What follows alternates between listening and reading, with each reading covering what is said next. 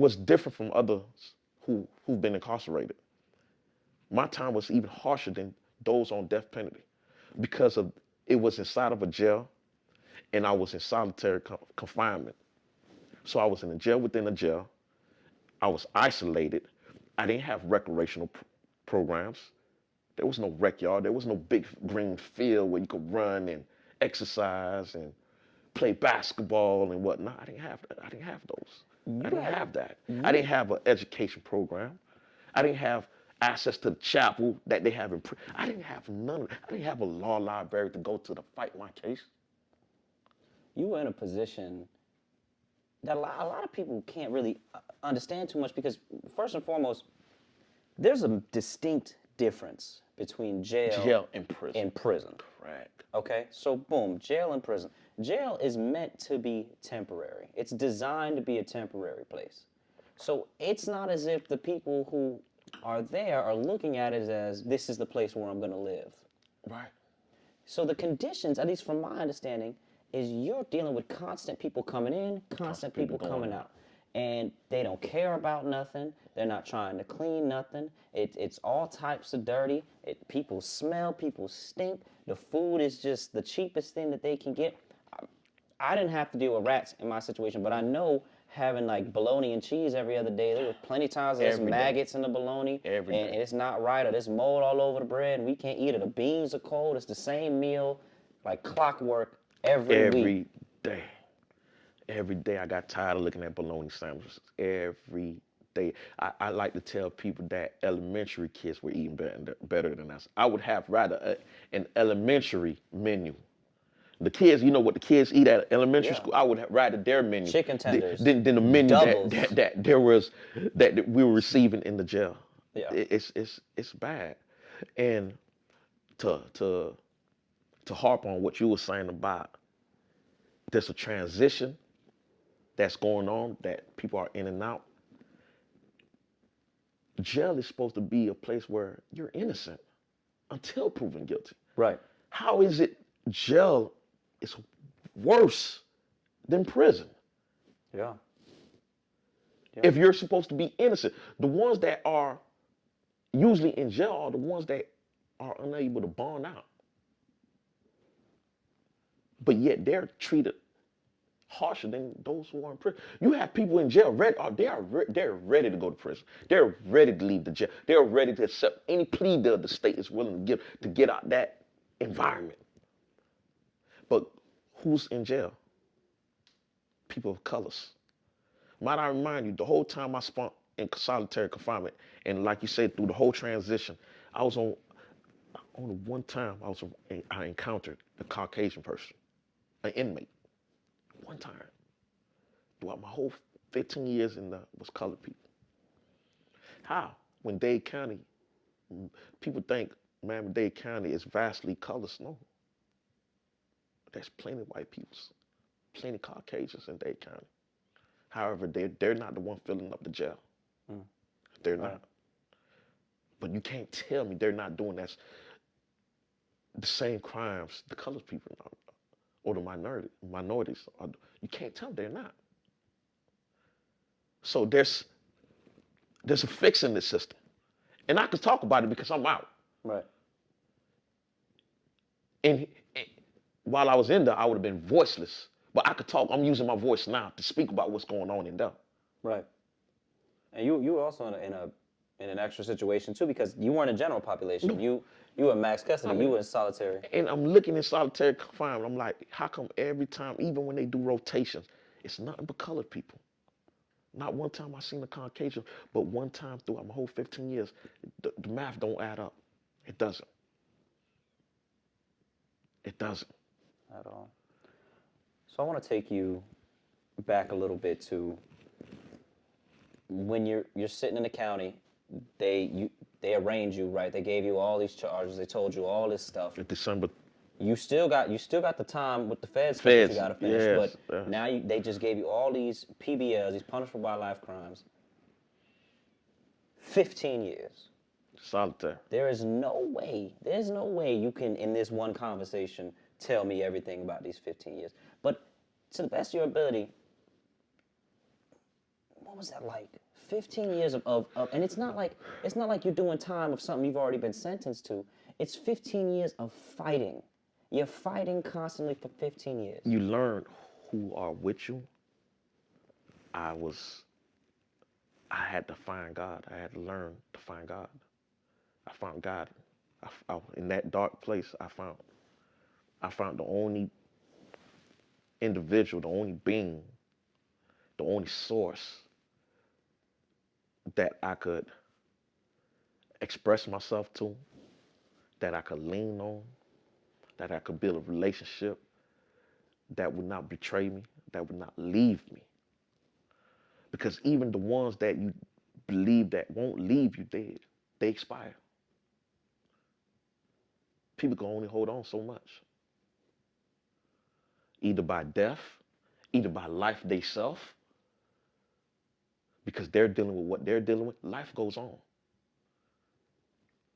So when I found God, he gave me a fight, a fire, an ember. He lit up an ember in me that was so strong, so inspiring. And he told me that you're coming home. And you just need to walk this blind road, this blind journey with me. And it was day by day from there. It was day by day from there. When people saw me, they used to look at me. They thought I was talking crazy. I would tell them I'm coming home. They would laugh at me. You never go home. They're gonna fry you. I let their words bounce off me. Kept reading the scriptures. Kept reading my case. Kept helping my lawyers who are outstanding lawyers, Mr. Sakin, Scott William Sakin, and Mr. Jeffrey D. Winkle, and Alice Barr, and Cedric Johnson. These were my team. They believing in me. And we fought a hell of a fight. And the first time that I seen there would be a glimpse of me coming home was 2015. Might I remind you, I'm charged with multiple murders, and now I told my lawyers file for a bond hearing. And he's looking at me. They're not gonna give you bond. I said, file for the bond. I said, I've already been sitting here since 2007. My federal time is up in 2012. I'm supposed to be home, and I'm still sitting in jail, and there's no trial in sight. File a motion so that I could get a bond. He finally listened to me, filed the motion. We had an author hearing. An author hearing is a hearing to see that if a judge will allow you to have bond or not. And this was in 2015. And this was like a mini trial because of the case, how big of a case it was. My author hearing actually lasted nearly a month. It was almost like a trial because we had the lead detectives take the stand to talk about what was the actual case. What did you have against Mr. Cadet? Only to find out they had nothing. And the judge at that time had to look and ask them, so you're telling me Cadet is only here because of what others said that had pled guilty to their murders and they're just implicating him? There's no physical DNA on Mr. Cadet? And he had to say no. We're just basing it off what others said. And that shows you like I'm really just here on words. I'm here on words of convicted murderers. And people don't really understand what goes into the legal process, right? It's not like the judge dedicates all time to you. Mm-hmm. A judge is dealing with multiple hundreds of cases. Yes. So when they see you on January 1st and you walk in for a hearing and all that happens in the hearing is the attorney says, Your Honor, I need more more time. The judge will reschedule you 30, 60, 90 days out. Which 1, 2, 3 months out for you to come back. Right. So your whole fighting process of one trial could take upwards of way more than a year. Yeah. And you just said, but people don't comprehend that. They think it's just like You in there for the weekend and we gonna get this You resolved. know why people get caught up in movies and CSIs? And it's not a micro. It's not like a microwave. It's long. It's tedious. It's paperwork, and it's exhausting. There you go. Taxing. I saw it's It's taxing. I know it exhausting. is. It's exhausting. So when the judge finally heard my case, the Arthur hearing, she granted me bond, Oh. but $1 million bond. So the de facto, it's not a bond. I don't have $1 million to bond out. Even when it comes to a bond, you have to pay 10% of your bond. Not only it was a word nebia. Not only was it, Maybe. it was a nebia bond. So meaning I would have to prove where the money came from. I would have to prove where the properties came from. $100,000. You gotta make it happen. I have to prove where. So I would have to put collateral $1 million worth of property, $100,000 in cash, and prove where all that. Might I remind you, at this time it's 2015. I've been gone 13 years. Where I'm gonna prove where all this come from? Where I'm gonna generate all this money from? Although you just heard that there's no evidence There's at no all. evidence. So again, it goes back to what I was saying. Do other ethnic groups get treated like? I have no reason at all to hurt you or hold you, but I'm gonna hold you. No, I'm gonna hold you. This is we talked about it being You know, taxing. I like to say, at that point, that's when I went to reading, and the books I read, George Jackson's, the Soul Dad Brothers, the Geronimo Pratt. I don't know if you know these individuals that they were vindicated, but only after 20 years of incarceration. So when at that time I went to reading about others who were done, I'm not the first one. I won't be the last. But there was others before me who this happened to. Right. And these stories need to be told. Yeah. Yeah. Absolutely. Because we can't get our 20 years back. We can't get 10 years back. We can't get them 30 years back. No amount of money you can compensate me to give me the time that I lost back. That's the most valuable resource we have. Time. However, those stories that I read of those individuals lit me up and let me know that I must continue fighting, because if you're not gonna fight, ain't nobody gonna fight for you. You're 1,000% right. Now, I know through this whole process, you know, you said that you found God. We'll call that your foundation. You found a firm foundation to hold Yes, I on to, did. right? Yes, I did. Outside of that, though, I know every day you still fighting. You still fighting, and it's all. There's nothing good coming out of jail. There's no nothing is really giving you, maybe aside from experience, which some lessons you may learn. Was there nothing good that came up in your life? I'm not gonna say a lot of good came out. Patience was one good thing that came out of it. Patience to deal with people.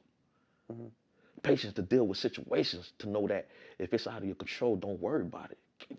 Stressing ain't gonna change it. Not a thing. Not a thing. Being worried about it, it's not gonna change it. So there was a silver lining. The silver lining was me finding out who really was there for me.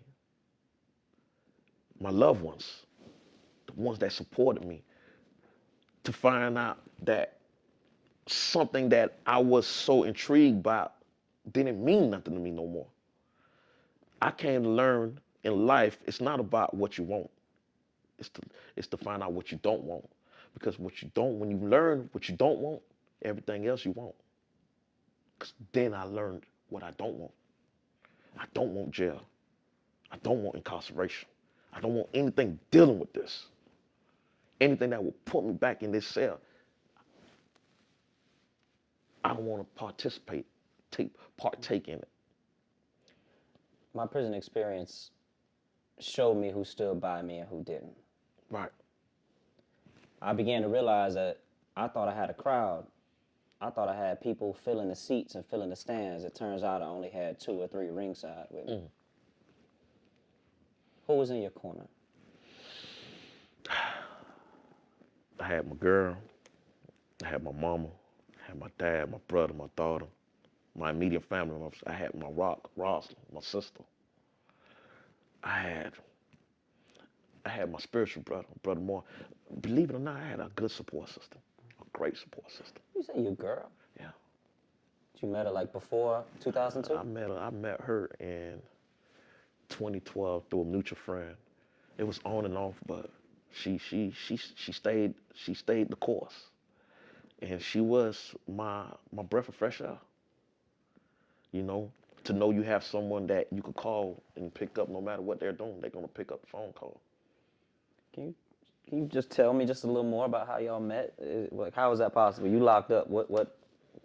How does that work? How does someone locked up meet someone? It happens every day. With her, it was just me telling a mutual friend of mine, if you happen to know someone, just let them know I'm willing to talk. And from there, it was like God just connected all the other pieces, and we just hit it off like clockwork.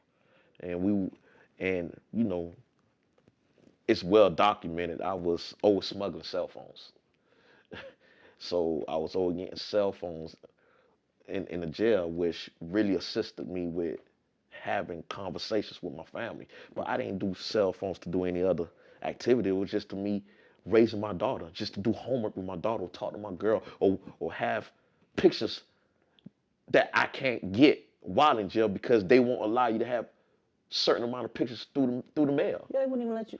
If you have Listen, a family photo, they don't even let you have a listen. family photo. They say jail is there to rehabilitate you, but it's really not. It's really not. How can a man be rehabilitated for society when you're not even allowing him to go to school or have school courses or have affection with his woman just in visitation? No, there's no hug, there's no kiss. Like, I'm a man. These are my needs. But you're saying that because of a violation of a law, I'm precluded from all of this. Not even like a straight up violation, like a suspicion of a Well, violation. Like it hasn't even been proven. then you're all that does not exist anymore for you. Like a hug from your girl, a kiss, that those goes a long way. So her, she was mentally strong because most women would not be able to do what she did, knowing that they were not able to touch their man, they were not able to kiss their man, they were not able to hug their man. So imagine a wife or a girlfriend going through that, or a child, or a man that has a child with a woman, and she's not able to have these things that she need, these physical touch. It's all right to talk to someone, but it's a different when you give someone a hug, Yeah, or when you hear their breath, absolutely. or they hear your breath in their ears. It goes a long way. I see men who hadn't been able to have a visitation in so long because perhaps they had been transferred so far from home Right. that when they had the opportunity to get home and they hug someone for the first time in like 10, 15 years, they just go to crying. Because that's a human embrace. Like today, she just went on a out of town on a trip, and I told her, I said I was in the house for like 2 3 days, and the dogs just looked depressed. And once she walked through the door, it's like the dogs, they just ran and they just wanted that embrace. No different from a human being. No different from a human being. Touch goes a long way. Hugs go a long way. And people don't recognize that. Right. Some people just need to be hugged. But in my process, in the system, if you can't get these hugs from your family, you can't get a hug from an inmate. We have to put in that tough guy role. We have to dead all their emotions, especially those who are amongst others in the fishbowl or in the dorm or in the unit, because it's survival of the fittest. Because if you're weak, they see blood. They're taking your commissary. They're taking your shoes. They're taking whatever possession that you have in that cell. So all that emotion that you have, all that weakness that you have to shut it off. All that vulnerability, you have to shut it off. Right. Gotta have that harsh sort of persona You, and you, look. you have to. You have to. Or you will be eaten alive. So we're in the county. We got our foundation. We got those few people that are in our corner. Tell me what happened. What happened with your trials? How'd you get to the point where you got all these PBLs, was punishable by life, you're fighting against them? How are you on the street right now? Man, 2019 was the first domino to fall. 2019, I pick a death qualified jury. For those that don't understand, the death qualified jury is you have to weed through maybe 600 individuals to find out who's actually gonna be fair, impartial, who's actually gonna listen to the case and not want to just give you the death penalty for no reason. And if they were to finally convict you, would they weigh in other evidence that would negate what you were convicted for to allow you to at least have a life in prison rather than be placed on a chair like this, being strapped down, however they do it, however they execute people. So 2019 was my first time involved in something like that. And I picked out my jury, and my trial started on my birthday, on my 36th birthday, June 24, 2019. I remember the opening argument by my lawyer. I remember the opening argument by the state. At that time, the state offered me no plea deal. At that time, the state had every reason to believe that I would be sent to death row. After trial, after weeks and months of trial, the jury came back August 23. After they were it's the word I'm looking for, because they were also secluded in a hotel. They placed them in a hotel because they could not go home. Right. They put the jury in the hotel after the case was concluded. They told her they did close an argument, and they placed the jury in the hotel. They could not go home because they did not want the jury to be influenced by the news outlet or family members. And the jury deliberated on my case for nearly 8 to 9 days. 8 to 9 days, meaning that they were excommunicado with their family, with their loved ones. Got a little taste, if you will. Had a little taste of what I've been going through prior from 2019 for 12 years. And they came back. They found me guilty for RICO conspiracy. At that time, was carrying up to 30 years. And they found me not guilty for multiple murders, multiple attempted murders. Found me not guilty due to the fact that they felt that I was affiliated with the so-called gang that they said I was involved in. However, they did not feel I was involved in the homicides or the attempted murders, and they rebuffed the state theory.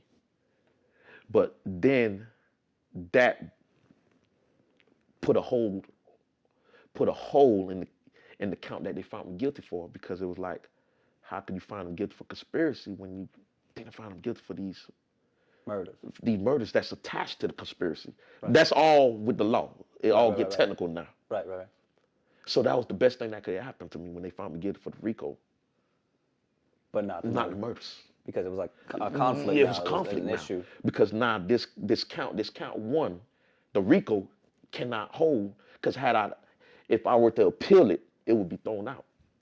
Right. Because the acts under the RICO are the murders that I'm found not guilty for. Okay. Does that, you follow what I'm saying? Yeah, I see it. So there go that's when the case fell apart. Right. That's when the case. So the thing was, they did not buy the testimonies of Edwin Toussaint, Walker's Flowers, Tesla Civil, Stanley Pierre, Robin Perraud, Fritz and Velman. These were bought testimonies. These were individuals who pled guilty to their charges and fabricated whatever lies that they fabricated against me. And the jury rebuffed them. So how do we get to the point where you're on the street now? So you beat those murders, Then now there was the conflict with the RICO case. How are you standing here before me today? I go to trial again. Again? Yes. For the RICO? For the remaining counts that the jury were undecided on, because there were undecided counts that they just were in conflict with also. So I had over 3-4 murders that they were undecided on. I go to trial now. Now I'm going to trial for these murders. And again, now the judge that I had prior, her name was Judge David Tuna. She's no longer in the case. She was no longer in the case. She got the city or the citizens of Miami-Dade County didn't vote for her, and she was no longer on my case. So I was blessed to have another judge by the name of Judge Miguel de la O. And this judge here, he was by the law. By the book. He was by the book. He was by the law. He was, you had some judges that were they were more state, but this judge was the law. He was fair. He was the law. He was the law. When I mean he was the law, he wasn't for me. He wasn't for the them. state. And that he was the law. And when I went to trial in front of him, different dynamics, different environment, and the jury heard the same evidence that the first jury heard, and they rebuffed it again. And they came back with a not guilty verdict. So you beat these murders too? Yes, again. And this is in October 19, October 17, I was found not guilty, 2022. So now, what I have not shared with you right now is that verdict there was bittersweet, because 9 months prior, I was found not guilty October 19, 2022. However, I just lost my mom January 30th, 2022. I just lost my father May 7, 2021. So I just lost, and I also just lost my brother April 15, 2021. So my brother go first, my dad goes second, and my mom went third. I ain't thinking about the same, that's the old me. Need a team like Parker Ginobili. Holy, holy, holy, holy, holy, holy. I've been praying to the Lord like, hold me, hold me, hold me, hold me, hold me,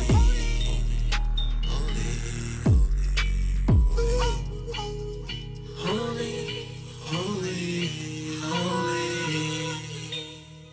Can you hold me? Just hold me. Like holy, holy, holy,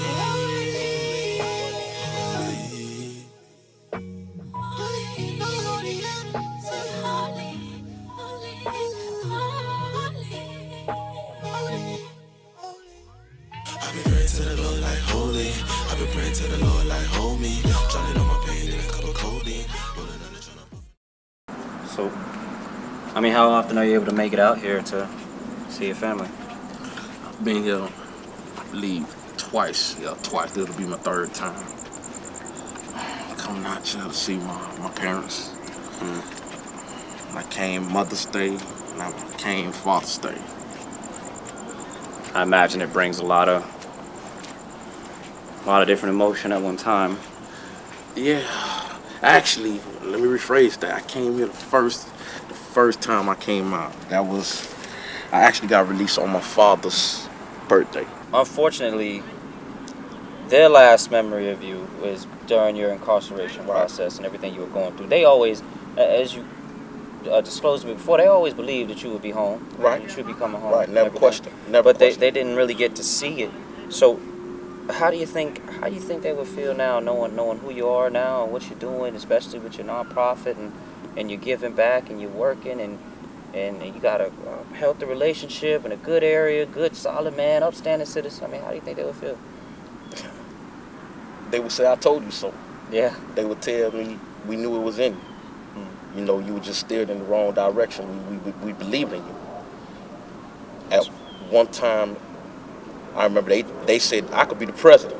You know, parents, they believe the world for their children.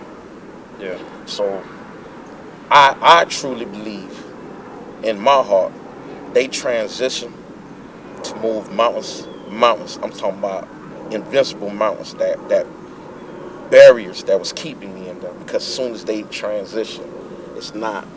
I don't see a coincidence me coming home. Like they performed that miracle for Listen, you. they did. My brother died April 15, 2021. My dad died May 7, 2021. Both those deaths was dealt with me on the phone. I heard both of them take their last breath over the phone. My brother died from lung cancer. My father died from leukemia cancer. They both was in hospice. The phone, you know, for those that know, when you're incarcerated, the phone cut off at midnight. Yeah.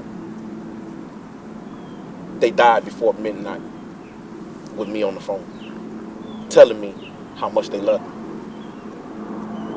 Man, it's got to And then I'm doing all this in solitary confinement.